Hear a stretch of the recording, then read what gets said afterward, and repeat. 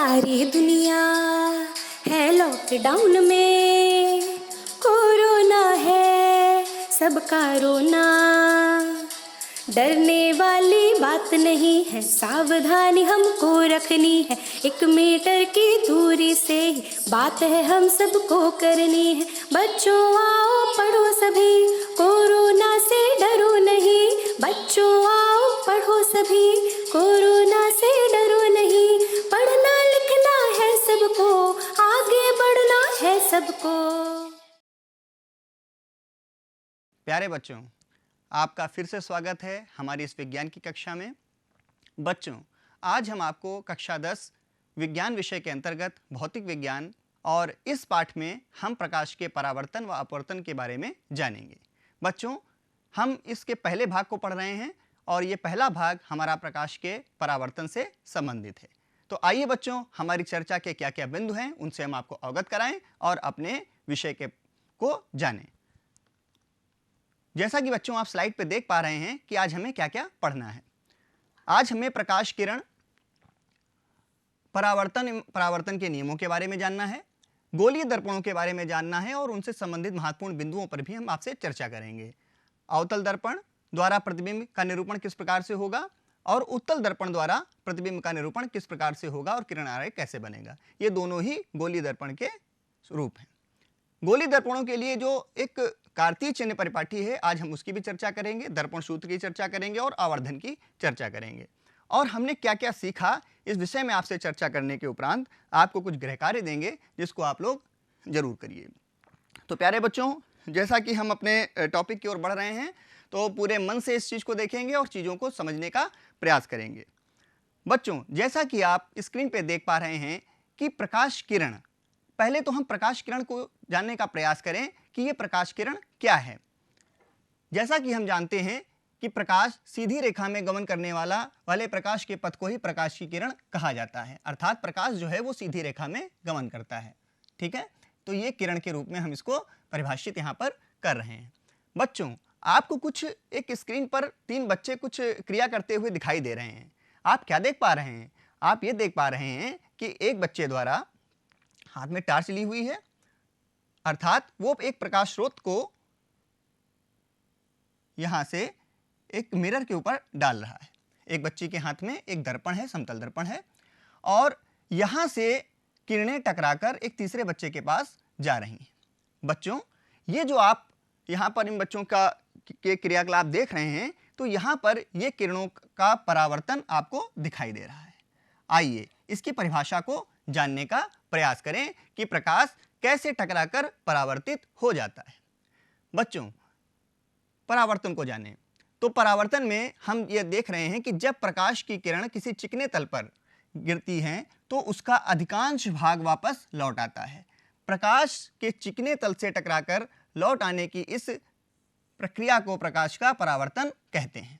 ठीक है, तो यहां पर आपने देखा कि किस प्रकार से प्रकाश एक चिकने तल पर टकराया और टकराने के बाद वो तीसरे बच्चे के पास लौट गया।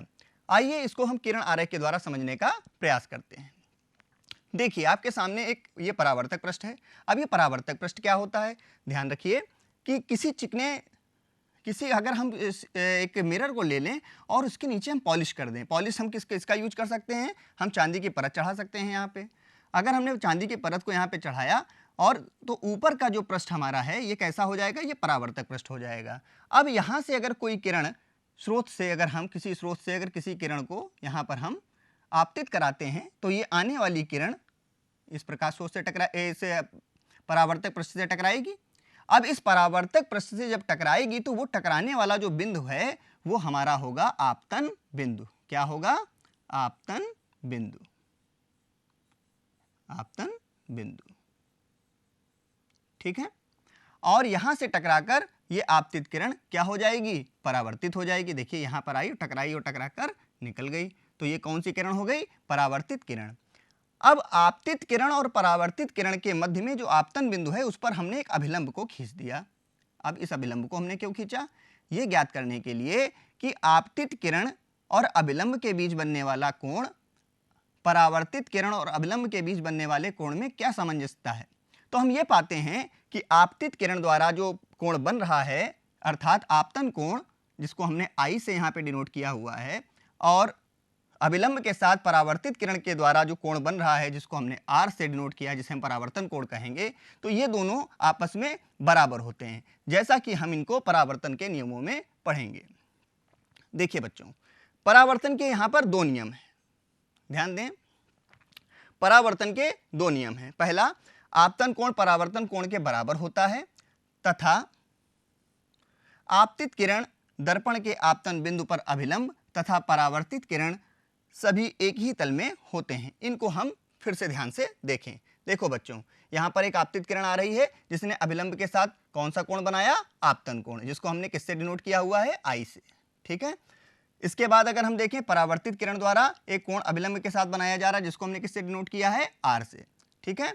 तो यहाँ पर आपतित किरण और आपतन बिंदु पर अभिलंब के साथ में जो कोण बना तथा परावर्तित किरण जो जिसने अभिलंब के साथ परावर्तन कोण बनाया, ये दोनों आपस में क्या हैं? बराबर हैं। तो पहला नियम समझ में आ गया बच्चों।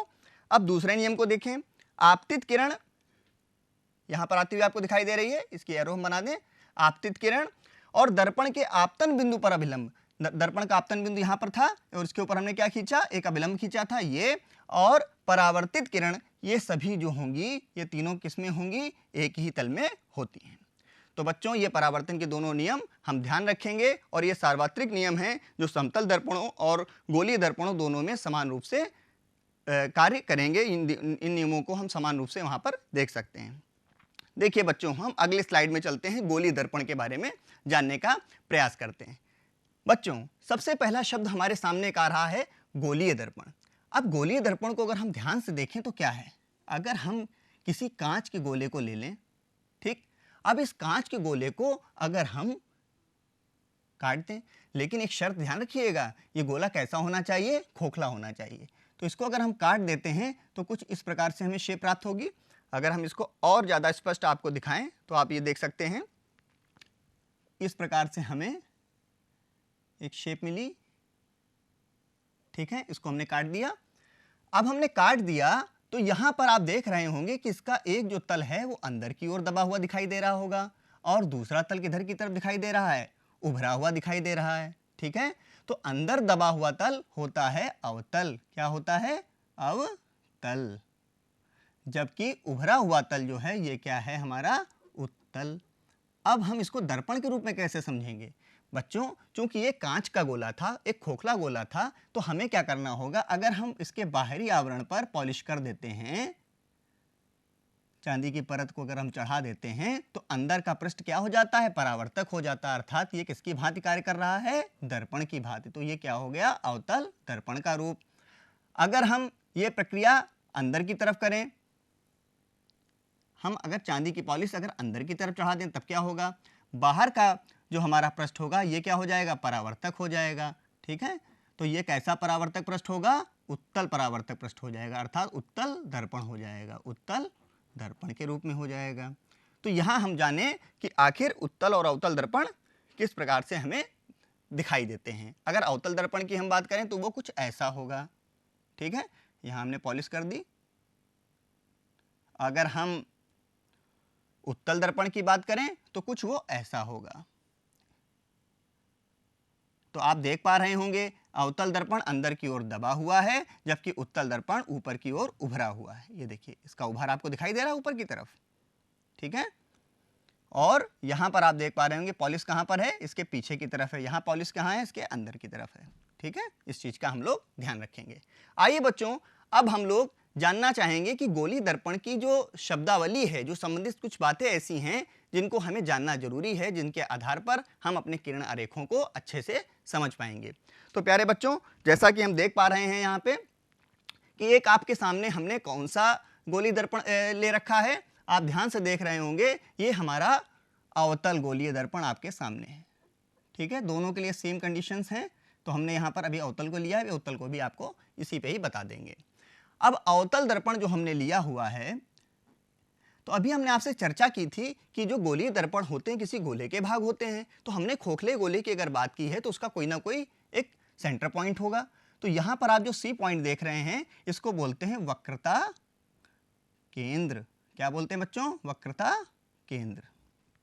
ठीक है, तो वक्रता केंद्र इसको सी से डिनोट किया जाता है। देखिए हम इसके साथ में ऐड करते जाएंगे जिससे चीज़ों को आप समझते जाइएगा। ठीक है, अब बात करते हैं, ये ध्रुव है, तो ध्रुव ध्यान रखिएगा, ये जो दर्पण आपको दिखाई दे रहा है इसका ये जो मध्य बिंदु है, ठीक है, ये देखिए मिडिल पॉइंट, तो इसको हम लोग क्या बोलते हैं, ध्रुव बोलते हैं, पोल, इसको क्या बोला जाता है, पोल। और ये क्या है, हमारा सेंटर ऑफ कर्वेचर है, वक्रता केंद्र है। अब मुख्य अक्ष की बात करें तो मुख्य अक्ष जो है ये वक्रता केंद्र और ध्रुव के बीच में अगर हम एक रेखा को मिला दें, देखिए यहाँ पर एक रेखा मिली हुई है, आपको दिखाई दे रही होगी, दिखाई दे रही ना, तो यहाँ पर जब इन दोनों को आपस में मिला देते हैं तो वो हमारा जो अक्ष है वो हमारा क्या कहलाता है, मुख्य अक्ष। देखिए आपको दिखाई दे रहा होगा, मुख्य अक्ष हो गया। अब हम बात करते हैं द्वारक की, तो द्वारक क्या है बच्चों, ध्यान दीजिएगा, गोलीय दर्पण के परावर्तक पृष्ठ की वृत्ताकार सीमा रेखा का व्यास इसका द्वारक कहलाता है। ठीक है, ये हमारी पुस्तक में इसकी परिभाषा दी हुई है, ध्यान रखिएगा, गोलीय दर्पण के परावर्तक पृष्ठ की वृत्ताकार सीमा। अब देखिए वृत्ताकार सीमा है, इसका एक व्यास यहाँ पर अगर ले लें तो इसका जो ये मुंह आपको दिखाई दे रहा है ये द्वारक है, ये mn है। ठीक है, इसको हम यहाँ पर mn से डिनोट कर रहे हैं। ठीक है, फिर हम बात करते हैं मुख्य फोकस की। बच्चों फोकस क्या है, ये ध्यान रखिएगा, जो वक्रता केंद्र और ध्रुव के मध्य बिंदु को हम फोकस कहते हैं। अब इस फोकस पर होता क्या है कि जितनी भी रेखाएं जो मुख्य अक्ष के समानांतर आती हैं, ठीक है, वो क्या होती हैं, वो फोकस, जब इनका परावर्तन होता है वो फोकस से होकर निकल जाती हैं। तो अभी इनको हम अभी और अच्छे से स्पष्ट करके अभी आपको बता रहे हैं। ठीक है, इसके बाद अगर हम बात करें फोकस दूरी की, तो ध्यान रखिएगा, पोल से अर्थात ध्रुव से किसके बीच की दूरी, फोकस के बीच की दूरी, ये क्या कहलाती है, फोकस दूरी। इसको स्मॉल f से हम लोग डिनोट करते हैं। ठीक, तो हम लोगों ने यहाँ जाना ध्रुव के बारे में, मुख्य अक्ष के बारे में, वक्रता केंद्र के बारे में, द्वारक के बारे में, मुख्य फोकस के बारे में और फोकस दूरी के बारे में। एक बार इनको सबको आपस में मिला दें, ये आपको क्या दिखाई दे रहा है, P पॉइंट, मुख्य अक्ष क्या है, ये है, वक्रता केंद्र कहाँ पर है, ये है, द्वारक कहाँ पर आपको दिखाई दे रहा है, ये आपका क्या है, द्वारक है, मुख्य फोकस ये हो गया और फोकस दूरी आपकी ये हो गई जो फोकस से लेकर ध्रुव के बीच में है। ठीक है, तो आपने बच्चों इस चीज़ों को जाना और अब हम लोग आगे वाली स्लाइड को समझने का प्रयास करेंगे कि वो क्या कह रही है। देखिए बच्चों, अब गोलीय दर्पण के लिए हम किरण आरेख बनाएंगे और उनसे प्रतिबिंबों का निरूपण कैसे हो रहा है इसको जानने का प्रयास करेंगे। तो बच्चों यहां पर देखें, आपको यहां पर अवतल और उत्तल दोनों दर्पणों को हम यहां पर सामने देख पा रहे हैं।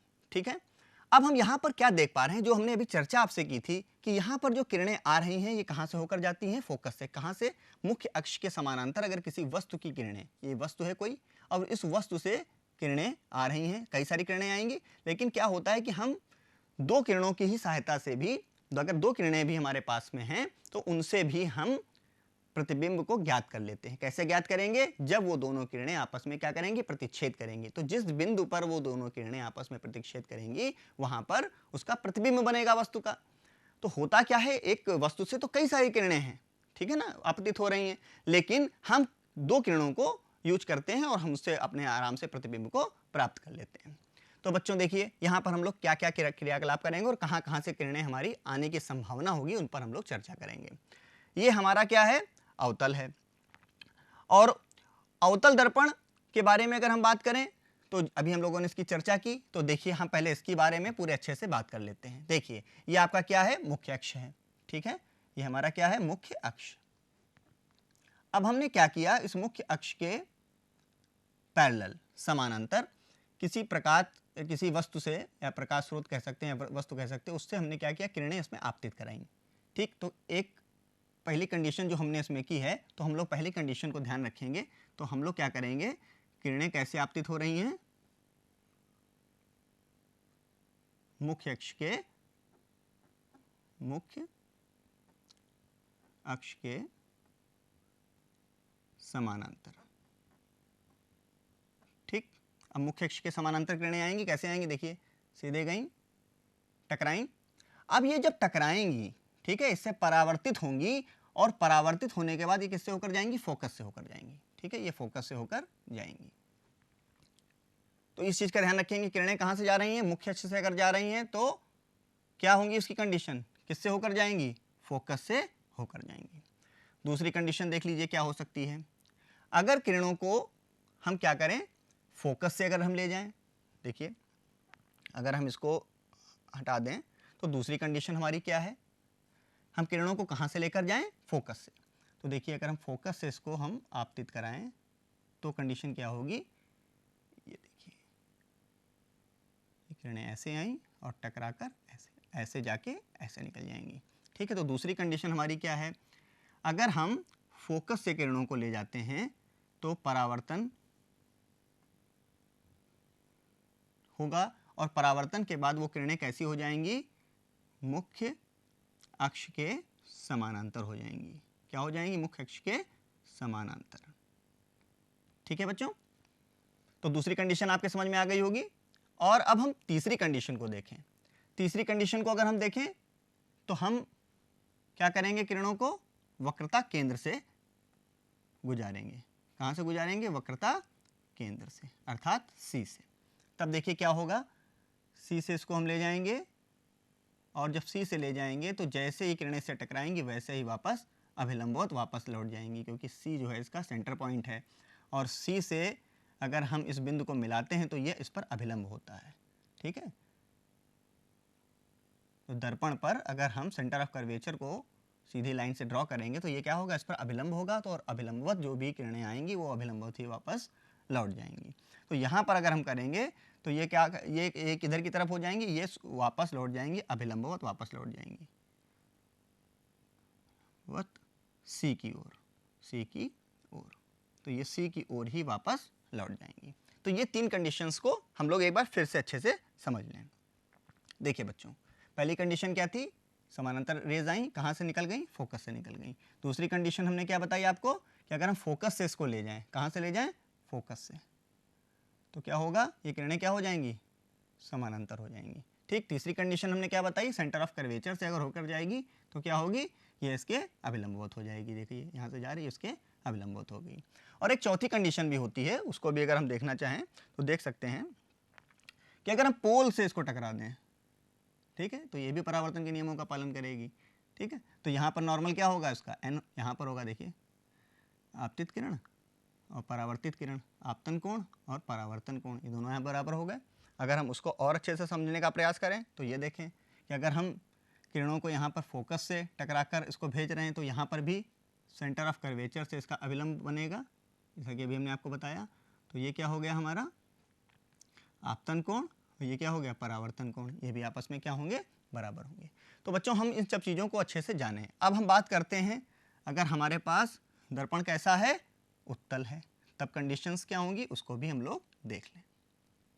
ठीक है, इसका भी कोई ना कोई सेंटर पॉइंट होगा।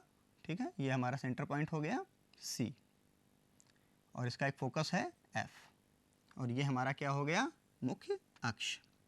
अब देखिए किसी वस्तु की कई सारी किरणें आ रही होंगी, लेकिन हम यहाँ पर बात करेंगे पहली किरण जो हमारी फोकस से होकर जाएगी, अर्थात जो मुख्य अक्ष के समानांतर होगी, तो वो किससे होकर जानी चाहिए, फोकस से। लेकिन चूंकि परावर्तन इस प्रकार से हो रहा है, आप देख रहे होंगे ऊपर की ओर हो रहा है, तो अगर हम इसको पीछे की ओर ले जाते हैं तो हम देखते हैं ये किरण कहाँ से होकर जा रही है, तो जाती हुई प्रतीत हो रही है। ये कैसी हो रही है, प्रतीत हो रही है, प्रतीत हो रही है, कहाँ, पीछे की ओर, पीछे की ओर।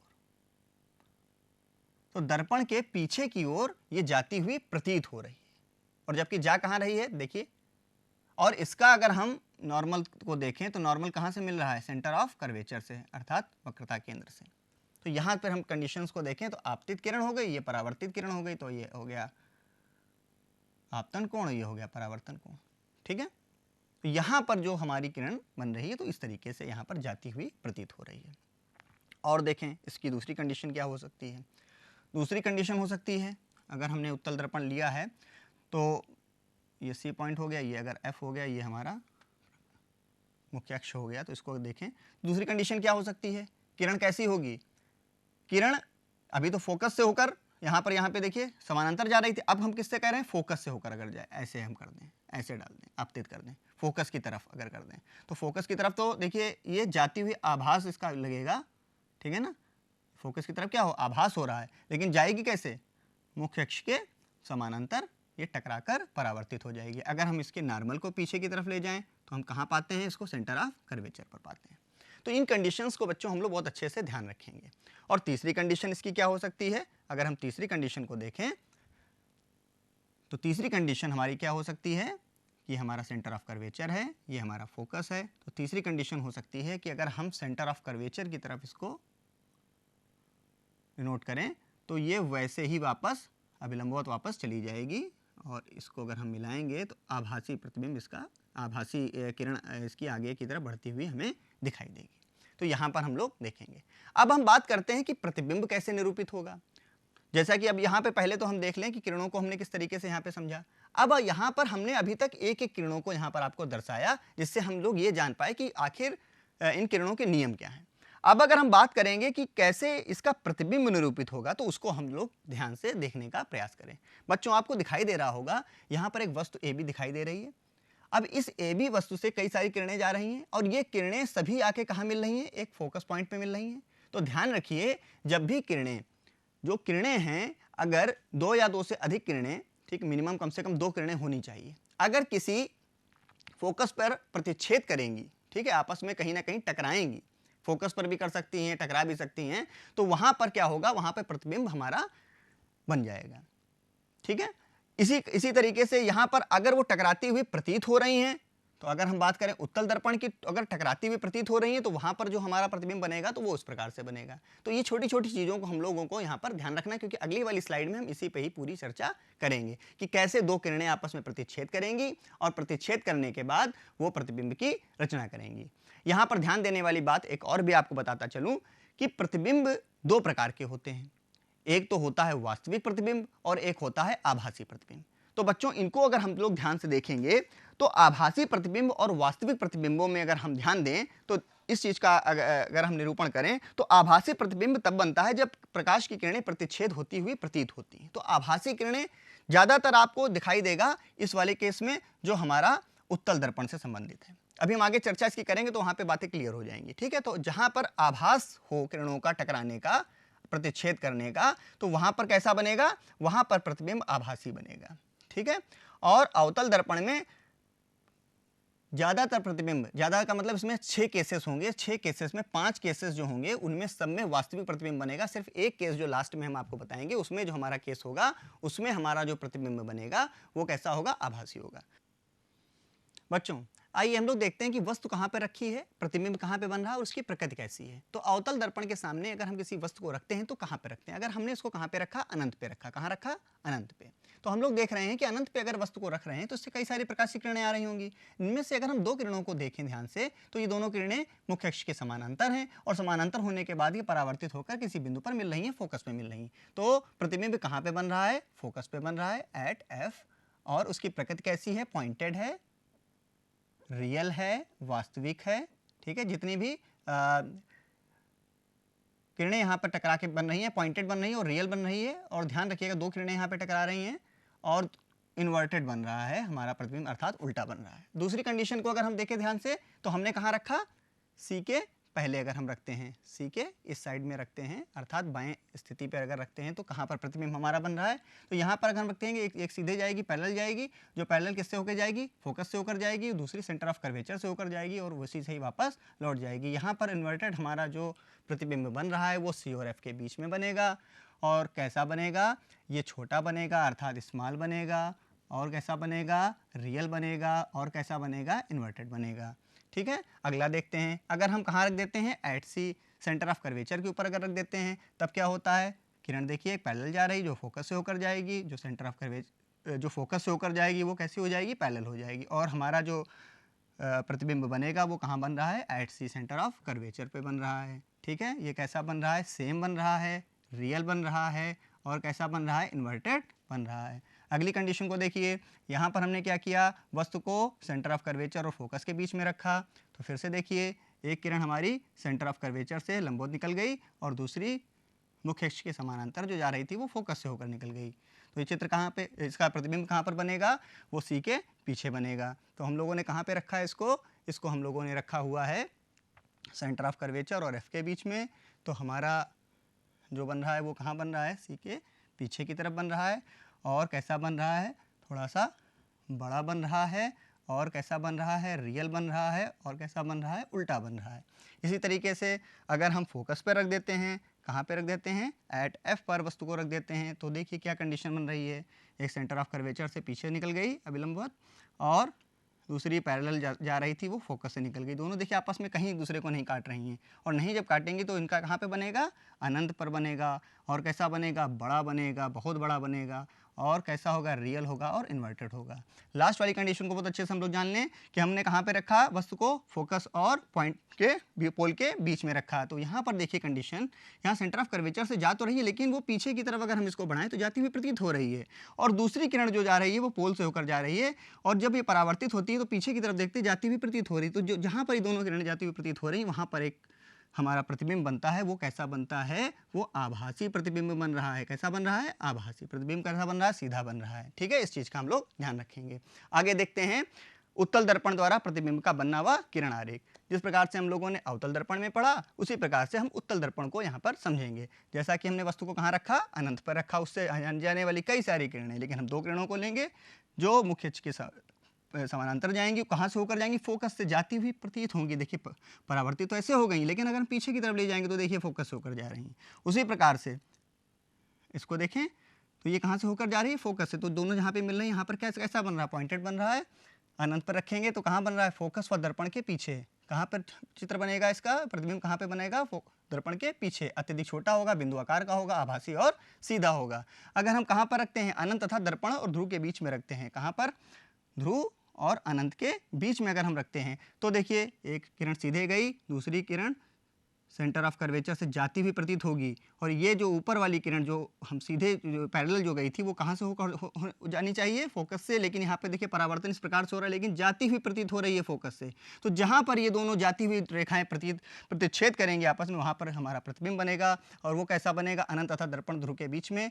पी तथा, अगर वस्तु को यहाँ पे रखते हैं, पी तथा एफ के पीछे बनेगा यहाँ पर हमारा प्रतिबिंब, छोटा बनेगा, आभासी तथा सीधा बनेगा।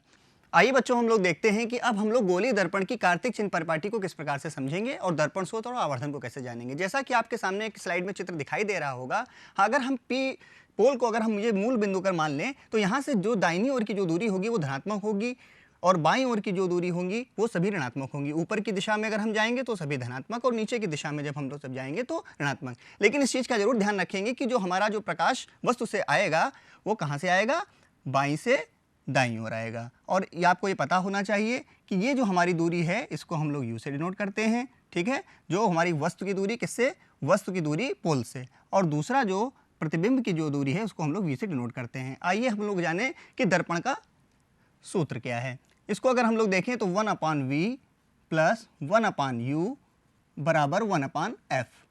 तो बच्चों इस सूत्र को हम लोग जरूर ध्यान रखेंगे, क्योंकि ये सूत्र हमें जब हम लोग न्यूमेरिकल लगाएंगे तो उसमें हमें ये बहुत ही ज़्यादा काम आने वाला है। आइए हम लोग बात करते हैं आवर्धन की। आवर्धन क्या है बच्चों, इस चीज़ को ध्यान रखिएगा। गोलीय दर्पण द्वारा उत्पन्न आवर्धन व अपेक्षित विस्तार है, जिससे ज्ञात होता है कि कोई प्रतिबिंब की अपेक्षा कितना गुना आवर्धित हो रहा है।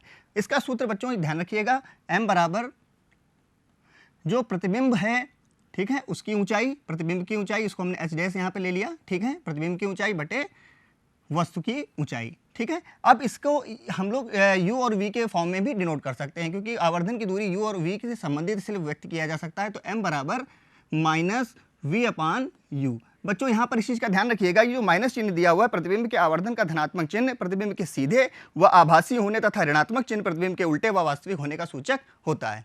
तो ठीक है बच्चों, इस प्रकार से आप लोगों को मैं कुछ गृह कार्य भी दे रहा हूँ, इस गृह कार्य को आप लोग नोट कर लीजिएगा और अच्छे से मन लगा के पढ़ाई करिएगा। तब तक के लिए जय हिंद, जय भारत।